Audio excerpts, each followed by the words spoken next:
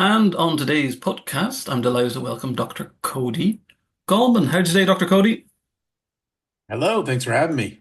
My pleasure. Let's get this started. So, where are you right now on planet Earth?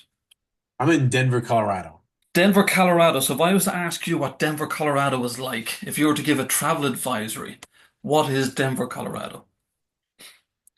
If you wanted to go to a place with 360, 350 days of sunshine that have some of the most epic Rocky Mountains, and if you're really tired of being lethargic and you need to have activities every single day, this is the place for you. Cool. And temperature-wise, I know you mentioned the sun is out there. Come from an Irishman's point of view, where there's not much sun at the moment. I think we haven't had sun for the last 9 or 10 days. What temperatures are we looking at?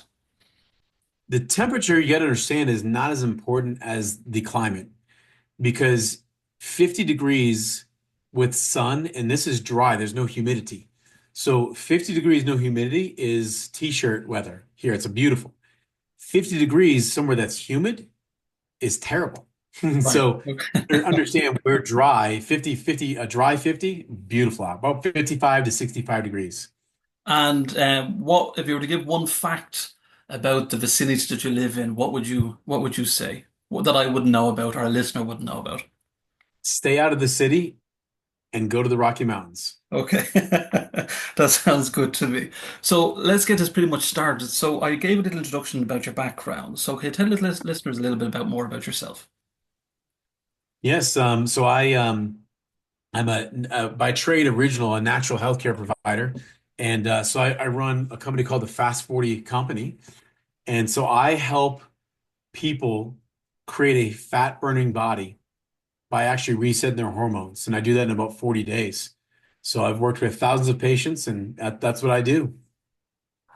And in terms of even before then, before you started all this, my research tells me that you were an army tank commander. Yeah, I mean, I've lived a lot of life, so I don't have probably enough time to say it all. But of course, as our Army Tank Commander, I was a chiropractor for 20 years. I've run multiple businesses. I've coached people in quantum physics and psychology, but that's a little about me. And what is quantum physics for anybody wanting to get involved in that? Quantum means the smallest particles, so it's the smallest part of physics, the physics of energy, you could say. Right. And is that quite intense if you're to go to college or high school or to proceed to university? I mean, are we talking geniuses? Genius is defined in the subject. The subject itself wouldn't define genius, I don't think. Right, okay. But there's a lot of studying involved, would there be? Just like anything else. Yeah, just like anything else. Yes.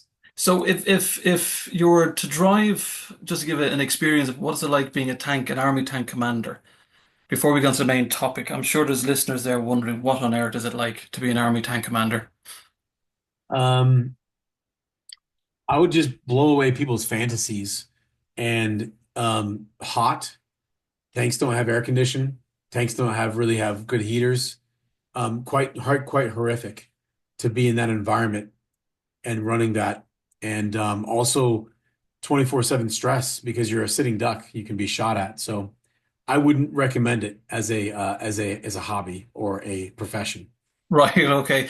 Are they quite sturdy and durable and powerful and the tanks themselves, would you feel quite safe within them? Yeah, unless a bomb is dropped on you. I mean, there are Okay. shells that I don't think anyone feels, listen, I don't think anyone feels safe inside anything at war. Right. That's not a word you use when being inside a tank is safe. I was quite fortunate a couple of years ago in Ireland. They had some retired kind of tanks from the army, which I was very lucky to have a go in. And yeah, that was more of a fun type of day out. I wouldn't really say it was anything in relation to what you were explaining there. So let's pretty much go Yep. into the Yep. topic of today. Like you focus generally, Dr. Cody, on helping women aged between 35 and 55 reset their hormones. So how do you do that? Or what is the process? So here's the thing. Here's the statistic. Right now, 80% of weight loss programs are failing, and people don't have a solution. Jenny Craig, Weight Watchers, paleo, keto, fasting, these are causing people to be fatter, truly. Right. And as a woman, when you approach 35, something starts to happen. Your body starts to change. And what happens is the things you used to do doesn't work anymore. So the exercise you do doesn't work, the eating you doesn't work. So over the last 17 years, I literally created an exact process to rewire someone's body and brain. And so here's the exact steps you want to know. Number one, we actually turn on someone's fat furnace. Everyone is born as a fat burner. Due to stress, excess sugar, and simple carbohydrates, your brain starts identifying sugar and it stops identifying fat. So it doesn't matter what diet or exercise you do, unless you actually switch that back over to burning fat, you'll be very unsuccessful. That's step number one, is turning your fat furnace on. Number two is we halt the sugar and dopamine control. So I show people how to get off of sugar and its control. Sugar uses the same receptors in the brain as cocaine. So it has a very strong pull on people. And when we say sugar, I'm talking about bread, cereal, rice, pasta, the stuff they put inside simple carbohydrates. And sugars are added in, at least in America, sugars are added in everything. So that's the second step. Step three is we actually reset someone's metabolism. There's a false belief that as you get older, your metabolism gets worse. And that's not the case. Your bodies were not designed to become less efficient as you get older. So most people I find are under eating. And when you undereat with caloric deficits, that's what Ozempic is doing and Wegovy and the recent injections and weight loss programs, you're under eating. If you undereat, you will trigger fat storage. So I spend the majority of my time getting women to eat enough and eat on time. So we do something called chrononutrition, eating with your circadian rhythms. No one else is doing that. And then the very last step we do after all that is I identify patients' highest life priorities and we connect their health decisions to the things they value the most because everyone has a different set of priorities. Sometimes family's important, sometimes kids important, but everyone's are different and most people don't know what those are. And so we make sure we connect our program of eating, what we do with water, and all the things that we need to do, sleep. We connect them to the things they value the most so they don't have to have external motivation. We create intrinsic motivation. That's why I have such long-term success with people. So how is it then with the circadian rhythm, especially with people's lifestyles? How do you integrate that into the program to help people actually maintain like a healthy, balanced weight and feel good and look good? Well, the first thing is eating enough and eating on time. So the first thing we do is with each individual is make sure they learn how to eat enough. As I said, most people are under eating and most people are skipping meals. So we actually make sure people eat on time. We don't miss a meal, don't skip a meal. It does not work. One of the other things to do is getting people to eat caloric rich foods. Stop eating salads. Salads aren't helping you lose weight. They're actually causing you to like not get enough calories in. One of the other big things is stop drinking water when you're hungry. It's a ridiculous idea. When you're hungry, you need calories. That's why God gave you a hunger mechanism and a thirst mechanism. When you're thirsty, you need water. So we drink half our body weight in ounces in water. So those are some things we do with chrononutrition, but you got to understand that chrononutrition means your circadian rhythm. So when the sun comes up, your brain literally has an internal clock. It'll release cortisol to wake you up.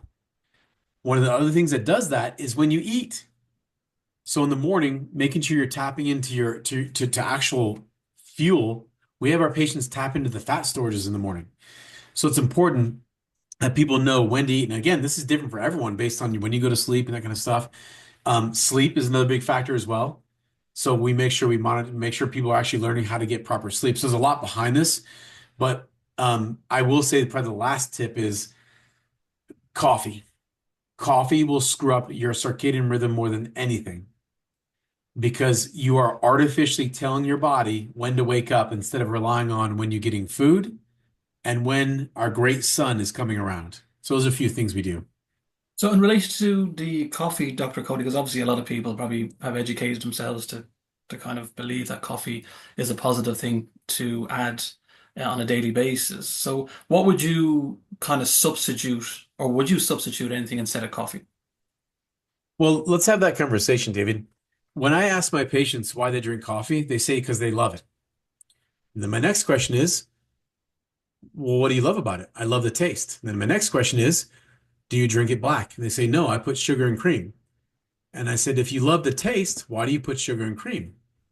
And then they start getting a little bit like confused. Yeah. If I love the taste, why do I put sugar and cream? And I would pose that question to anyone that's, let's say they love coffee. If you love coffee, why do you put sugar and cream in it? And I got the answer for you because it tastes like absolute shit.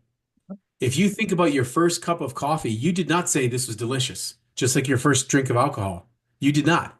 Yeah. First cup of coffee you drank was bitter and nasty. You had to drink several of it to start loving it. So you've convinced yourself you love it.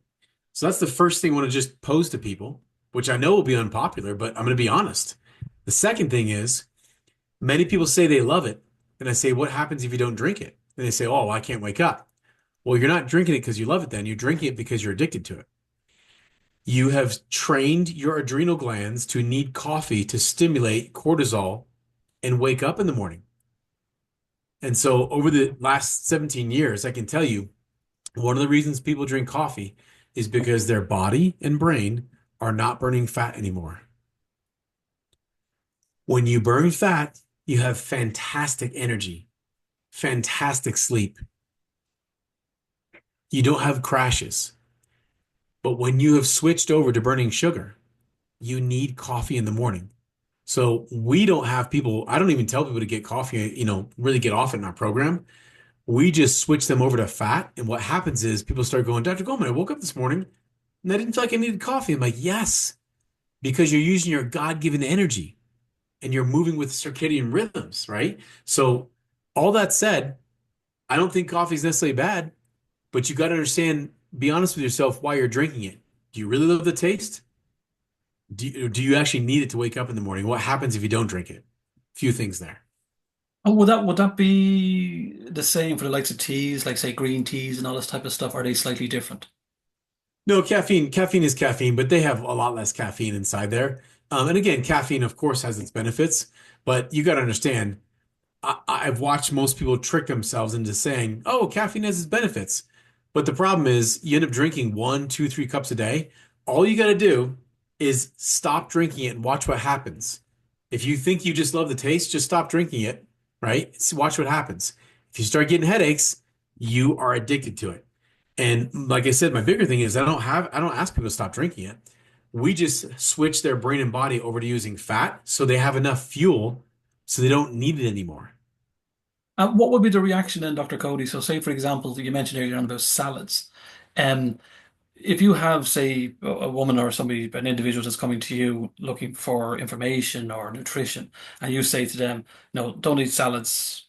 You need to eat fats. You need to eat this, calories. What's the reaction you get? And how do you cope with that yourself to kind of educate? Because there is so much information out there. Mhm. One side says take this, one side takes that, and protein, salads, coffee. So from your side, what would you answer to that? Let me ask you this, David. That person that comes to me hypothetically and I say don't eat salads, how much weight have they lost with salads? I doubt probably much at all. None. Yeah, yeah. So how do I cope with it? Uh, I don't cope with it. I cope with telling someone the truth. You haven't lost any weight and you're starving yourself. I usually get a sense of relief. You need to eat real vegetables. You need to eat something that has calories. So stop eating salads and start eating broccoli. Start eating some asparagus, cauliflower. I get a sense of relief from people. But the facts are the facts, like, right? You see Yeah. a lot of happy people eating salads, and it's because they're undernourished. You got to understand that most lettuces don't give you calories. So you're just tricking your body into thinking you're getting calories, but that's what's called, there's a part of your brain that has it's about a 25,000 plus year old mechanism. It's called the anti-starvation mechanism. When you undereat with a calorie deficit, that's what salads tend to do is give people a calorie deficit. If you do it more than 7 days, you will tend to store fat. So that's why people eating salads are under eating and tend to let you have fat storage. I watched it 1,000 times. What happens then to an individual if they are under eating or their calorie intake is below, say, the recommended per day, and they're trying to lose weight? What would their typical symptoms be? Are we talking about like things like brain fog, fatigue, lethargic, not really up for much? Are you saying if they have a calorie deficit and they're trying to lose weight? What's Yes. the symptom? Yeah. Oh, the Or too symptoms are much of you're it in, getting, in a non-controlled manner. The symptoms are you're getting fatter while starving yourself. That's the Right. main symptom. You're literally not losing weight and you're starving yourself. That's the biggest symptom. No, I don't see anyone saying fatigue or anything like that. I mean, yeah, if you'll malnourish yourself, but you understand your body is storing fat. Every time you go into a calorie deficit, you're telling your body, you're telling your body, I'm in a famine mode. This has nothing to do with, you understand this is an ancestral mechanism. A lot of the stuff that people are being taught is so inaccurate. But ancestrally, if you went without food, ancestrally, as an animal, we went without food, your body stored fat. Why? Because it was survival. Whoever has the most fat on their body is going to survive. That's why the calorie deficit stuff does not work long term. So education then from ourselves, we see these advertisements, you see like, these protein bars, they're all on the shelf, these protein powders. I mean, would you, in your own opinion, be a fan of this type of stuff? Would you have that as part of your program, or are these just bars just kind of like a product like any other chocolate bar or any type of bar to keep you going through the day? Have they any Great question. benefit, nutrition Great benefit? question. Yeah, fantastic question. I'll say it like this. Nutrition does not come from a bottle or a bag or a powder. There's no other way to say it. Nutrition comes from real food. So if that bar, because when you ask me about bars, that's a huge gap. What are you talking about? Bars of powder? If it has real food, it's real nutrition. If it's powders and potions and lotions, it's probably not going to be nutrition. So, like a protein bar that has just protein powder, you would all day long crush the protein if you just had a steak, if you just had some chicken. So, benefits, well, find yourself one that has real food. Find a bar that has real food, you'll be better all day long. Your body's designed to process real food. That's what I would say. So for those say that don't want to eat like say steak or chicken, maybe some vegetarians or vegans. I mean, what would you recommend to them for so they can get protein into their system? Well, I probably don't need to make recommendations to a vegetarian or a vegan because they've spent vegetarian and vegans truly know how to get protein in their body. That's, they go with tofu and tempeh and I've had vegetarians do my program and do really well, but what I call it is you really need to be full on vegetarian. You can't be part-time vegetarian for it to work well. It's a dedicated lifestyle that is quite challenging, and the ones who figured it out do really well, but the majority of people have not figured that out. I find many people who are vegetarian and vegan honestly truly malnourishing themselves. So it takes the ones that know how what they're doing do really well with it, but it's a very small percentage of people. And with dairy products as well, because we've been kind of educated in the past to take a lot of these low cholesterol kind of spreads or don't take butter or full fat milk. What would you, in your own opinion, I mean, would you be kind of the opposite side to say like we should be taking like dairy in terms of full fat butter, full fat milk, all that type of stuff? Well, let's first of all talk about that. What is fat used for in your body? To burn energy or to kind of keep us going throughout the days. So do you know how many calories per gram fat has? I don't actually know. Okay, watch this. The macronutrients, fat, okay? So you got fat, protein, carbohydrates. Carbohydrates have 4 calories per gram. Now understand that a calorie is a measurement of energy of unit of energy. So protein has 4 calories per gram. You get 4 calories per gram, 4 units of energy per gram. And a fat has 9, Right. more than double. This is why your body stores fat for you. It loves you. It's genius, really. So would you want to avoid the thing that gives you the most energy? No. No, No. no, exactly. Now I want to make sure I point this out to you. This is good, David, because do you know when the fat-free craze started?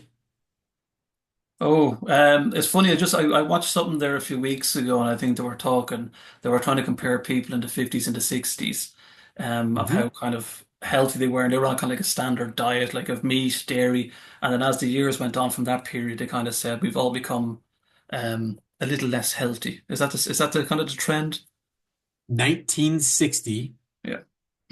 a company called the Sugar Foundation paid Harvard medical researchers to lie on the research. Look this up. Dr. Christine Kearns found this out in the 90s. The Sugar Foundation paid Harvard School, Harvard Research, to lie about a research study that was being conducted on whether or not fat made you fat or whether or not sugar made you fat. The actual research showed that sugar made you fat. But because the Sugar Foundation paid Harvard to lie, this is all documented, they lied in the American medical journals and said that fat makes you fat. When they did that, when you're you're in a medical journal, especially here in America, you have a lot of power. Now, why would they do that? Because the Sugar Foundation actually created the low-fat craze. So they could put what in your food? Sugar. So when you see low fat, Hmm. I would run the other freaking direction because that's what it was all about. Wow, I never knew that. That's kind of I'll be looking that up. If any listeners there as well, you can put a comment in below the podcast, and you can be Yeah, doing please your look own that up. research. Yeah, It blew my mind. I just, wow. right.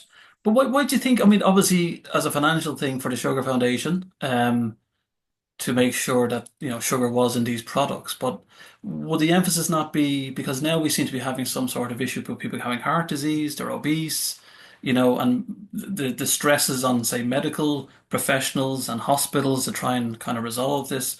Is that kind of an odd way of looking at things, or was that just the way it was back then? No, I mean, David, the actual research, the reason they started the 1960, the research I'm talking about, the reason they even started, they were looking at fat or sugar. It was actually started because people were starting to have heart problems in the late 50s and early 60s. Right. And so they literally wanted to find, was it sugar or fat that was causing heart disease and making you fat? And they literally found that it was sugar. They found in the 60s that it was sugar causing the heart problems. But you and your family have been told for how many years now, over what, 70 years? Or more than that, right? It's 60 years that you need to avoid fat because it's killing you. You've been lied to. So we already know that sugar causes heart problems. It's not a, this is old news. It's old news, but once you hypnotize the public, that's why I'm so passionate about what I do is I want people to know the truth. Sugar is killing you, not fat. So how do you change that mindset then? So if you have that mind, but as you mentioned there, where we've kind of been informed for the last so many years that you need to have the low fat spreads, the low fat milk, all the usual bits and bobs, your diet sodas and so on. I mean, how do you change that mindset? I mean, I would say if someone's listening to this podcast, their mindset's probably changing as we talk. Education. You can go to my YouTube channel. I'm throwing out videos all the time. Understand your body. Listen, the word doctor means teacher. When was the last time you went to your doctor and they taught you anything? A long time No ago, if anything. Yeah, yeah. one. You're not learning anything. You're learning what drug you need to take to suppress your symptoms. You're not learning a damn thing. And that's what I would encourage people to do is start learning how your body works. But you really can't learn it from your doctor. Your doctor's trained on medicine. It's not trained in how your body works. So I spend a good bit of time educating people on their body works. If you knew how your body worked, you would have so much faith and so much passion in it. It is incredible.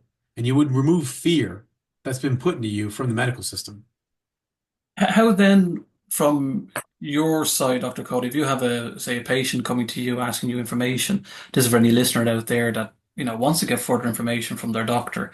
How do you get around that topic? Because I know myself, when my own father went through prostate cancer, I did ask the doctor at the time, is it possible that he can use supplementation? Can he use XYZ, to keep him kind of going? And I was pretty much just shut down. I was kind of told, no, there's no scientific evidence. So if you're an individual and you're asking the same question that I asked to the doctor, what do you do then? Fantastic question, buddy. Let me give you an example. I probably don't have enough time to even go through all these, but let me give you an example. There was a man named Dr. Gershon in World War II that started doing coffee enemas with people. He dedicated his entire life to the coffee enemas. He cured 50 different types of cancer with a coffee enema. documented cases. He wrote an entire book called A Cancer Treatment. The guy was brilliant. Well, in America, the American Medical Association sued him, and with the Supreme Court won. And it told him you can't practice coffee enemas here. He was curing cancers. Now, I've put out a video on YouTube that I was banned. I got shut down because I was telling the truth, just so you guys can hear this. That video was taken off YouTube. And so when I told the story, Dr. Gershon was heartbroken and he moved his clinic down to Mexico. I believe it's Tijuana. His daughter and granddaughter are still running it there. If you've got someone that's dealing with cancer, go to Mexico, find the Gershon Therapy Clinic, and they have a pure, proven way of curing cancer. You can't say that in America. Why can't you say that in America? Because there's too much money in drugging up you and your family to thinking that you need to rely on some damn medication or some kind of pill or potion to remove cancer. It's not true. There's been many times. That's just one. That's just one. It comes down to um, follow your gut and your intuition. At 19, the age of 19, I started questioning all the pills I was taking. And I think inside everyone, there's a part of them that questions what they've been told. Every time your nose runs, do you need to take a pill? Every time you get a headache, do you need to take a pill? Or are symptoms a warning sign? Is it the wisdom of your body talking to you? You decide. For just in case any listeners know it, what is a coffee um Enema. enema? What is that? An enema in general is used for quite, I mean, hundreds of years, but it's used to flush the colon. So you just put some of the fluid, saline fluid in the colon and flush it. With coffee, you actually use coffee in there.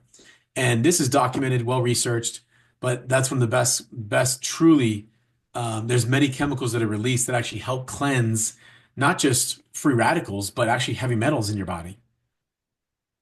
For say the average woman that comes to you, what age are we talking about? I didn't mention earlier on there between 35 and 50, but what is the average age that comes to you looking for some sort of help? Or is it guidance? Is help So, one word, is it? so, women 35 to 55 are the ones that are looking for help because at about 35 to 40, the hormones start changing. And what happens is they start gaining weight and they go to their doctor, and the doctor says, hey, take some hormone replacement therapy. And what it does, it screws up their hormones more. They don't lose weight. Or they say, hey, take one of the recent injections. Or they're just so frustrated because diet, as a woman, diet and exercise stop working around 35 to 40, and it's very frustrating. And so I walk them through the 4 steps I described earlier. That's why I focus on women in those areas. Now we have plenty of men in our program, but that's easy to get to lose weight, right? So the women are the ones that truly need the help and are frustrated and don't get much help from our our healthcare system. And how long does it, well, not so much, I know everybody's different, but how long can the process take, or how long does it kind of take for an individual to see kind of results beginning or starting? Um, in the first week, someone will lose anywhere from 4 to 5 pounds in the first week. So understand we have about 15 to 30 pounds of weight loss in 40 days. And that's not muscle loss, that's fat loss. So the average weight loss in programs around the country is about a half pound, a pound a week. So where someone might lose 6, 7 pounds in 6 to 7 weeks, we're losing 15 to 30. And well, it's a lot. In terms of kind of say diet, what type of food or what type of system would they be expecting to kind of follow on a daily basis or in relation to the program itself? I mean, are they going to wake up and have like, are they, the reason I ask Mhm. this question is because I think, especially for a lot of probably women out there, and this is not me being stereotyping anything whatsoever, they have probably a busy life, they have careers, they might have kids, they might have a family. So how can they kind of maintain that in terms when they wake up in the morning? Are they going to be making eggs, or are they going to be making broccoli, or how does this work? You need to be eating all fresh foods, no prepackaged meals and no shakes. So we do lean meats, vegetables, and fruits. It's very simple. Any lean meat, any vegetable, pretty much any fruit. We just don't eat carrots and corn. Everything else is fair game.